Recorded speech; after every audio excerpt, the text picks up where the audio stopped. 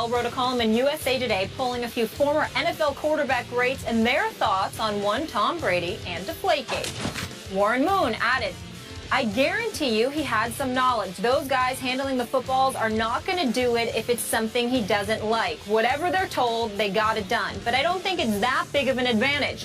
A federal case over freaking air in the ball. It became a thing where both sides dug in and wouldn't budge. Phil Simms likens deflated footballs to a corked bat or a basketball made easier to handle, asking, where do you draw the line? Skip, this is your guy, Brady. Yeah. What do you make of these comments?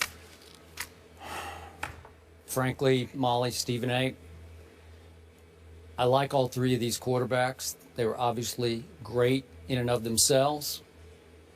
But these comments made me sick because they are so relentlessly unfair to Tom Brady. You've heard the old cliche about damning with faint praise. These three former great quarterbacks are damning with loud praise because they're all saying, man, what Brady's doing right now, it's amazing what he's doing. But between the lines, or sometimes in Warren Moon's case, in the lines, they're saying, but he still cheated. Phil Simms using the cork bat analogy. That's big-time cheating in baseball. That gives you a big advantage, as we remember from the Sammy Sosa cork bats. It allows you to get a little more spring-like effect in the barrel of the bat. Got it. Project the ball a little farther. I don't like the analogy because you're just saying he flat out cheated. Steve Young saying, well, it's no more than a traffic citation, which is pretty much what you said. Is that fair to say? It's not that big a deal, but it was still cheating. And I'm going to say this again, whether people want to hear it from me or not. I believed Tom Brady from the start, and I've never wavered in this. Sitting right here in this chair from the very start, I said that I believe Tom Brady when he says he told his equipment people to merely inflate the footballs to the lower end of regulation. Now, if you want to make the case back to me that Bill Belichick masterminded this, that he ordered the footballs deflated, make your case away, fire away, because I don't know that, but we know that Belichick got busted for cheating. He got caught red-handed in Spygate, so he has a history. Tom Brady has zero history, and now it looks like we have three more former quarterbacks who, like you and most of the rest of the world outside Patriot Nation, leaped to the early conclusion he cheated and he lied about it, and they won't back off. They will not give him an inch of objectivity when, in fact, Tom Brady had the guts to go fight City Hall, Roger Goodell in the NFL, in an away game. He was forced to go fight Roger Goodell and company, as you well know, in Manhattan. That's their home game with what should have been a hometown judge.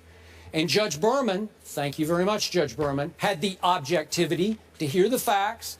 And even though they weren't judging the merits of the case, I think they came into play. And when I read what he wrote about the case, and when I heard what Judge Berman said about the case, it was pretty clear to me and to everybody else, I think, with half an objective brain, that Judge Berman did not think Tom Brady cheated.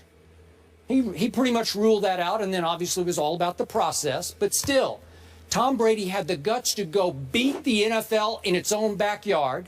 And then we go back to what happened on the field after everyone said, oh, this is cheating. You're getting an unfair competitive advantage. So on the very night that he had an unfair competitive advantage and they fixed the footballs for the second half of the AFC Championship game, what happened? Tom Brady torched the Indianapolis Colts in the second half with legally inflated footballs, 28-0. With legally inflated footballs, quote unquote, because I don't think they were much different than they were before, Tom Brady played one of the great Super Bowls and the best fourth quarter of a Super Bowl I have ever seen. And then with legally inflated footballs, you would think, boy, Tom Brady's performance would start to suffer a little bit this year as in his later years of playing quarterback. And he's better than ever. So it makes everybody look foolish who thought he was getting a competitive advantage because his footballs were deflated. Baloney he was. Look what he's doing now. 11 touchdowns, no interceptions. What he did to the Pittsburgh defense on opening night and then to Rex Ryan's defense up in Buffalo. Are you kidding me? And these three quarterbacks won't give him an inch of objectivity to say, you know, maybe he didn't cheat. Maybe he's just taking it up a notch here. because the facts are that on the field, he's showing you he had zero competitive advantage with what everybody said was underinflated footballs. But these guys are still buying the Wells report. You're still buying the Wells report. Tom Brady destroyed his cell phone. That's what Jared Bell wrote that word again in this piece. I like Jared Bell, but did he destroy it, or did he just change to a different cell phone because they told him it wasn't going to even come into play in the Wells investigation? It's just so unfair to Tom Brady. But the bottom line is, I love it because Tom Brady reads this stuff, and he will be so on fire, motivated to make all these guys eat their words by the end of this year, and I hope they will. Finish? Yeah. Couple of questions. Do you have an iPhone? Do you have an iPhone? Yeah. You have an Apple iPhone? I don't have an Apple. Oh, but Is that what you mean? Does that qualify as an iPhone? iPhone? Samsung? Is that an iPhone? No. I don't know. Samsung's, yeah, it's not an iPhone. No, Okay, he doesn't well, have I an don't know. iPhone. He has Samsung. Yeah, you have Samsung. You don't have an iPhone. Okay, that's number one. Because I'm just here to let you know, as somebody who has changed his phone on several occasions, all my emails and my text messages get transferred right to my new phone. I just want you to know that. Okay? Number one. So No. Wait, you were saying that, you know, he didn't destroy his cell phone, he just changed the cell phone or whatever the case may be. I'm telling you that your text messages and your emails usually transfer I've to your changed. phone. Yeah, I've done that. That's what I'm saying. Yeah. Okay, that's number one. Okay. I just want to point that out. Regardless of the carrier that That's happens. right. That's right. Question number two. Roger Goodell is the commissioner of the National Football League. You have obviously spoken out against him and what you deem to be a witch hunt. Do you think that Roger Goodell firmly believes and knows Tom Brady is innocent but is going after him anyway? I don't know. You'd have to tell me. I don't know. Okay. I can't speak for Roger Goodell. Well, what I'm saying is when you've used the word witch hunt in the past, and I'm saying to you that it's only a witch hunt Yeah. if you adamantly... I don't think he has the proper proof. Okay. You think it's more probable than not? That won't stand up in a court of law. Yeah, but it ain't supposed to be a court of law. It's supposed to be the court of the NFL. Now, the federal judge has obviously made a different ruling. Let me tell you what I was told the interpretation of Judge Berman's ruling was. Judge Berman's ruling wasn't in support of Tom Brady.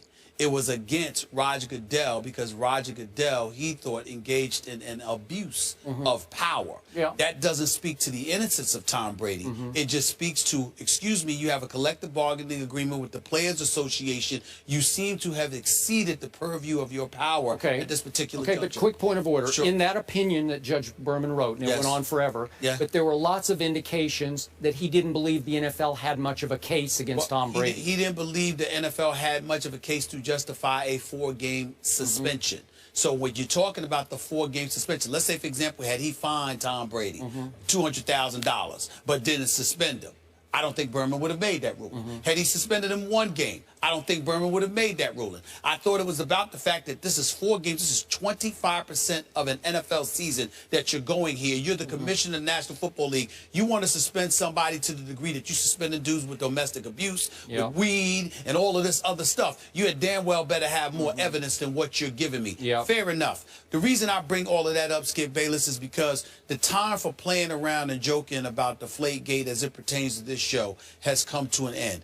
I think that you have crossed the line when you're going after a Phil Simms, a Steve Young, a Warren Moon with their positions, and here is why. They played this game. So? No. I don't care. No. That's gotta matter. That's gotta matter. When a guy has played in the NFL and have produced Super Bowls, or if it's succeeded as much as Warren Moon has in the Hall of Fame that he and Steve Young is, I'm sorry, it holds weight.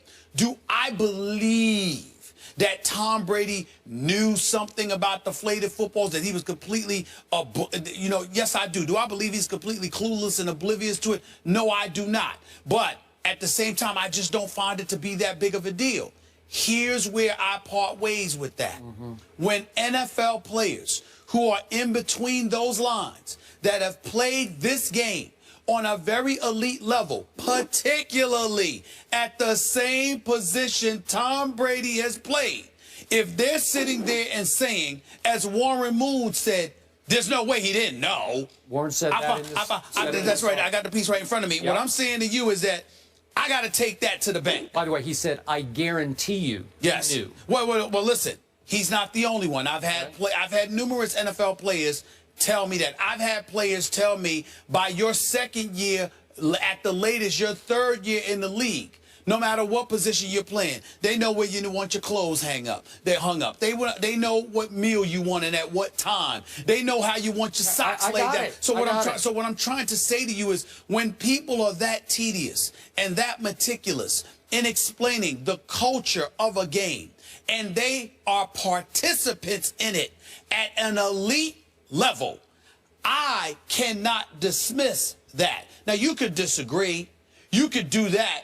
But let's not talk about Warren Moon or a Steve Young or a Phil Simms as if they're out of line. All of them touched on the greatness of Tom Brady. All of them validated it. All of them said in no way does that influence or tarnish his legacy of greatness, because it cannot be disputed. Yeah, but when you then but he cheated, it tarnishes his legacy. What they're saying is that Steve Young, you can say cheated, Skip.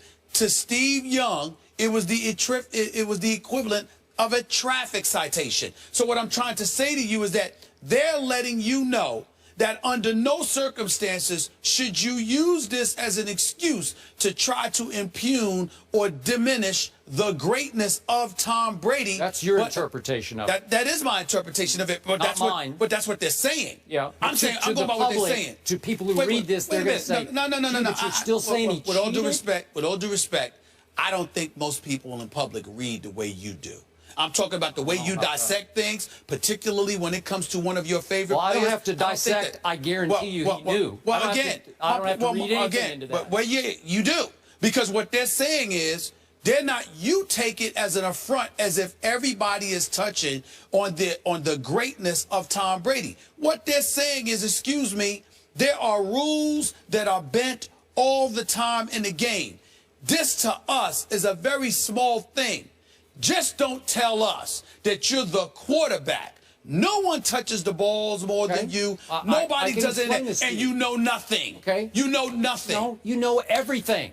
Nobody is more meticulous than Tom Brady. It's a pretty wide range that the rules allow at a PSI. What did Aaron Rodgers say? I want mine at the top. It just feels better in my hand. I like a fuller football. What did Tom Brady say? The Jets game, it was 2 years before. Remember that?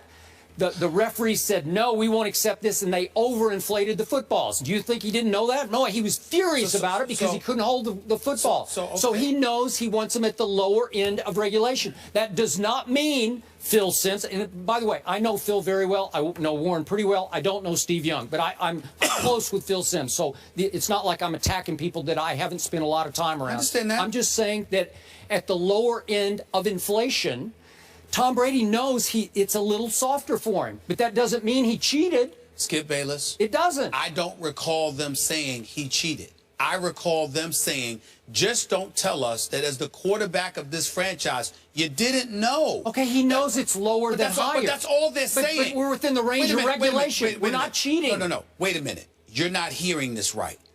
The commissioner of the National Football League and what they're electing to do with Tom Brady is their own separate business. I think that if you cornered Steve Young and Warren Moon and Phil Simms and you asked them, would they have pursued this case against Tom Brady the way the commissioner has, they would tell you absolutely not. It is a waste of our time. This is pretty much to do about nothing. No, they're not saying it's about nothing. Let me finish. If you use cork bat, it's not nothing. Skip, go ahead. What I'm saying to you is that that's what I get that they're saying. I get that they're saying this is not that big a deal. Just don't tell us that you didn't know anything. It's impossible for us to believe that you didn't know anything. Here's a quote. Sure. Early in this column from my friend Phil Simms. Worked with him on this network a long time ago. Go ahead. If it's true, it's a big deal. Okay, Phil Simms, that's the first quote in the story. Jared Bell, if it's true, it's a big deal. And then he's saying it's like a cork bat, so he's saying it is true. He's saying to me, if it's true, it's a big deal, meaning when they came to you and asked you about it and you're lied and all of this other stuff. Okay. I don't think that, oh my goodness, the footballs are a little bit deflated, so wow. And I'm not trying to say, listen, I didn't play the game, they did. So I understand that, you know, you've got folks that'll call into the radio show, that'll sit there, could call in here if they wanted, if they could, and they will tell you it's a big deal because obviously Bill Belichick is a stickler for protecting the football, not fumbling it or what have you, and the softer the that's football a whole other is. issue. I'm just saying, if the softer softer the Belichick order, I'm good with it. But see, that's okay. what I'm saying to you is this. You're speaking to the greatness of Tom Brady to highlight and buffer your argument. Okay. Last time I checked before Spygate, Bill Belichick was considered great. Let me point out this, too. Bill Parcells, I would consider him a great coach. Wouldn't you consider him a great coach? I don't recall him winning any Super Bowls without defensive coordinator Bill Belichick. Bill Belichick, what I'm trying to say to you is this. Bill Belichick accomplished a great deal in his NFL career. This man is a born winner, okay? But when Spygate came along, he got busted for doing that. Why would a born winner need to resort to Spygate? I agree with that. To illegally taping defensive signals. Wait a minute. That's my point. Okay. He didn't need to do it because he was a winner before that. But he did it anyway. So you could sit there and you could easily lean on that. But the notion that Tom Brady can be stained in any way just abhors you to no return. Really? I'm out. Really? Now that you brought this up, Bill Belichick got fired in Cleveland. Do you remember that? Yes, I do. And he had a bad first year in New England. Yep. I can't remember. I'm off the top of my head a all little of bit. that. And I he remember was all of that. on the hot seat. That's and right. I had an assistant on that staff the year Tom Brady fell out of heaven into Belichick's lap tell me that they thought as a staff they probably were going to get fired that season, and they got off to a horrendous start. I remember so that. the born winner was in danger of losing his second job when Tom Brady saved the day, and I think saved his career. All I'm trying to say to you is that it's amazing to me. I understand that. He had Nick Saban and others on the squad. We see how great those coaches are. My point to you is that Bill Belichick, being as great as he is, he still cheated with Spygate. And all I'm saying is his quarterback for the last 13+ years has been one Tom Brady. So Bill Belichick is persona non grata. This dude is corrupt. He's always cheating. But Tom Brady, oh, he could never do anything wrong. I mean, the sun just shines just by and sets with him. association, Tom Brady's legacy should be tarnished. I am not that saying what you're that. saying? Not at all. What I am saying is that when you come to me and I listen to Phil Simms or a Warren Moon or a Steve Young, credentialed NFL stars who won Super Bowls in the case of Simms and Steve Young anyway, Hall of Famers who have done what they have done at that position, I think that it's okay for them to express, look, we don't think that the guy knew nothing, but we still know how great he is. I don't think that's a crime. I don't think that's a crime. All right. Is it a crime not to mention that he gained no competitive advantage for the reported underinflating of the football, the deflating of the football? Can't you see he has proven again and again, Tom Brady, that it didn't give him 1 ounce of advantage? I think Bill Belichick has proven his greatness in the aftermath of Spygate, but it doesn't take away what happened with Spygate. There are people who are great that cross the lines from time to time, and I don't know if Tom Brady did that or not, but at the same time, we don't know whether he did or didn't. Stop acting like we do. We don't know. Well, I do. Okay. I believe. No, you don't. You believe. You don't know. Yeah. All right. Let's go.